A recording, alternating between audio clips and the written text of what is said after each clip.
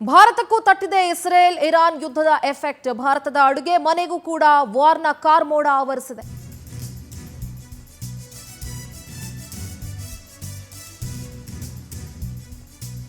ಅಡುಗೆ ಅನಿಲದ ಕೊರತೆ, ಖರೀದಿಗೆ ಮುಗಿಬಿದ್ದಿದ್ದಾರೆ ಸಾರ್ವಜನಿಕರು.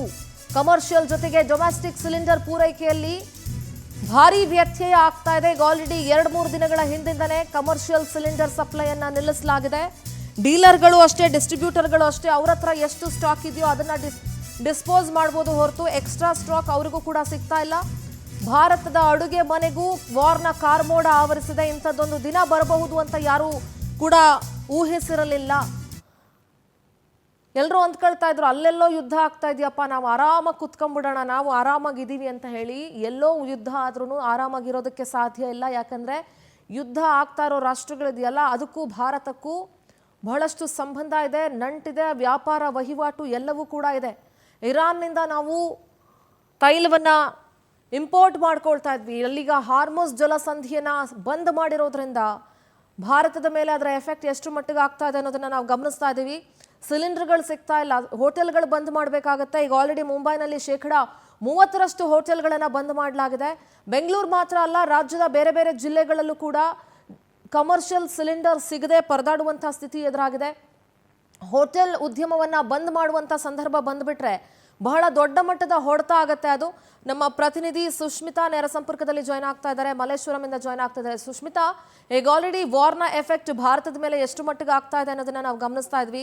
ಈಗ ಆಲ್ರೆಡಿ ಎಷ್ಟೋ ಹೋಟೆಲ್ಗಳಲ್ಲಿ ಸಮಸ್ಯೆ ಆಗಿದೆ, ಗ್ಯಾಸ್ ಸಿಲಿಂಡರ್ ಪೂರೈಕೆ ಆಗದಲೆ. ಈಗ ಸಿಲಿಂಡರ್ ಡಿಸ್ಟ್ರಿಬ್ಯೂಟರ್ಸ್ ಏನ್ ಹೇಳ್ತಾ ಇದ್ದಾರೆ ಸುಷ್ಮಿತಾ? ಈಗ ಏನು ಮಧ್ಯಪ್ರಾಚ್ಯ ದೇಶಗಳಲ್ಲಿ ಯುದ್ಧದ ಪರಿಣಾಮವಾಗಿ ಕೆಲವೊಂದಿಷ್ಟು ಗ್ಯಾಸ್ ಸಪ್ಲೈಗಳಲ್ಲಿ ವ್ಯತ್ಯಯ ಉಂಟಾಗಿರುವಂತದ್ದು. ಅದರಲ್ಲೂ ಕೂಡ ಪ್ರಮುಖವಾಗಿ ಕಮರ್ಷಿಯಲ್ ಗ್ಯಾಸ್ ಸಪ್ಲೈ ಏನಿದೆ ಅದು ಸರಿಯಾಗಿ ಹೋಟೆಲ್ಗಳಾಗಿರ್ಬಹುದು ಅಥವಾ ಇನ್ನಿತರ ವ್ಯಾಪಾರಗಳಿಗೆ ಅದು ಸರಿಯಾಗಿ ಸರಬರಾಜು ಆಗ್ತಾ ಇಲ್ಲ. ಮತ್ತೊಂದು ಭಾಗದಲ್ಲಿ ಗೃಹ ಬಳಕೆ ಗ್ಯಾಸ್ ಏನಿದೆ ಇದರಲ್ಲಿ ಯಾವುದೇ ರೀತಿ ಸದ್ಯದ ಮಟ್ಟಿಗೆ ವ್ಯತ್ಯಯ ಉಂಟಾಗ್ತಾ ಇಲ್ಲ. ಸದ್ಯ ನಾನು ಇವಾಗ ಗ್ಯಾಸ್ ಏಜೆನ್ಸಿ ಬಳಿ ಇದ್ದೀನಿ. ಈ ಒಂದು ಗ್ಯಾಸ್ ಏಜೆನ್ಸಿಲೂ ಕೂಡ ನೀವು ನೋಡಬಹುದು, ಒಂದು ಕಡೆ ಕಮರ್ಷಿಯಲ್ ಗ್ಯಾಸ್, ಮತ್ತೊಂದು ಕಡೆ ಗೃಹ ಬಳಕೆಯ ಗ್ಯಾಸ್ ಇದೆ.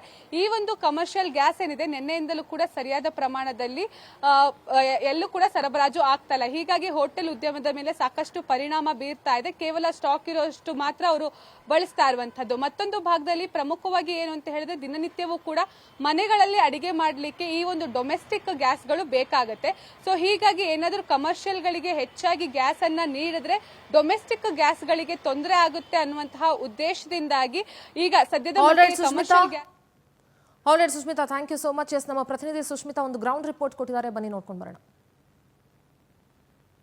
ಇರಾನ್ ಮೇಲೆ ಇಸ್ರೇಲ್ ಹಾಗೆ ಅಮೆರಿಕ ಯುದ್ಧ ಮಾಡ್ತಾ ಇದೆ. ಈ ಒಂದು ಯುದ್ಧದ ಪರಿಣಾಮವಾಗಿ ಸರಿಯಾಗಿ ಬೇರೆ ಬೇರೆ ದೇಶಗಳಿಗೆ, ಅದರಲ್ಲೂ ಕೂಡ ಭಾರತಕ್ಕೂ ಕೂಡ ಯಾವುದೇ ರೀತಿ ತೈಲ ಆಗಿರಬಹುದು, ಗ್ಯಾಸ್ ಅನಿಲಗಳು ಸರಬರಾಜು ಆಗ್ತಾ ಇಲ್ಲ. ಹೀಗಾಗಿ ಸದ್ಯದ ಮಟ್ಟಿಗೆ ಕಮರ್ಷಿಯಲ್ ಗ್ಯಾಸ್ಗಳ ಸರಬರಾಜು ಏನಿದೆ ಅದನ್ನ ಸ್ಥಗಿತಗೊಳಿಸಲಾಗಿದೆ ತಾತ್ಕಾಲಿಕವಾಗಿ. ಹಾಗೆ ಏನು ಡೊಮೆಸ್ಟಿಕ್ ಗ್ಯಾಸ್ಗಳು ಅಂದ್ರೆ ಗೃಹ ಬಳಕೆ ಗ್ಯಾಸ್ಗಳೇನಿದೆ ಅದು ಅತ್ಯವಶ್ಯಕ ಆಗಿದೆ.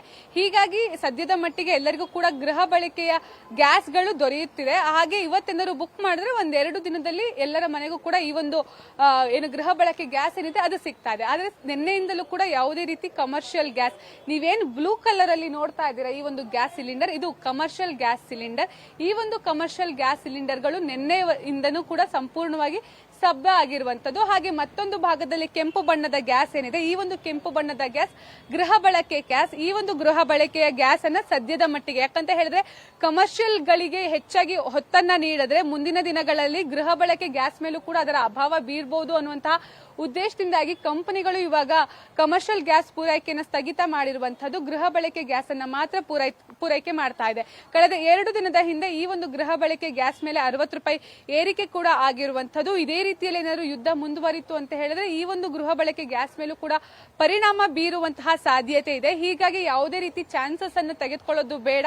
ಯಾಕಂತ ಹೇಳಿದ್ರೆ ಎಲ್ಲರ ಮನೆಯಲ್ಲೂ ಕೂಡ, ಅದರಲ್ಲೂ ಕೂಡ ಬೆಂಗಳೂರು ಸಿಟಿಯಲ್ಲಿ ಪ್ರತಿಯೊಬ್ಬರ ಮನೆಯಲ್ಲೂ ಕೂಡ ಇರುವಂತದ್ದು ಗ್ಯಾಸ್ ಸಿಲಿಂಡರ್, ಗ್ಯಾಸ್ ಸ್ಟವ್ಗಳು. ಸೊ ಹೀಗಾಗಿ ಎಲ್ಲರಿಗೂ ಕೂಡ ಅಡಿಗೆ ಮಾಡ್ಕೊಳ್ಳಿಕ್ಕೆ ಈ ಒಂದು ಗ್ಯಾಸ್ ಸಿಲಿಂಡರ್ಗಳು ಅತ್ಯವಶ್ಯಕ ಆಗಿರೋದ್ರಿಂದಾಗಿ ತಾತ್ಕಾಲಿಕವಾಗಿ ಕಮರ್ಷಿಯಲ್ ಗ್ಯಾಸ್ಗಳ ಸಪ್ಲೈಯನ್ನ ನಿಲ್ಲಿಸಿ ಕೇವಲ ಗೃಹ ಬಳಕೆ ಗ್ಯಾಸ್ ಅನ್ನ ಮಾತ್ರ ನೀಡಲಾಗ್ತಾ ಇದೆ.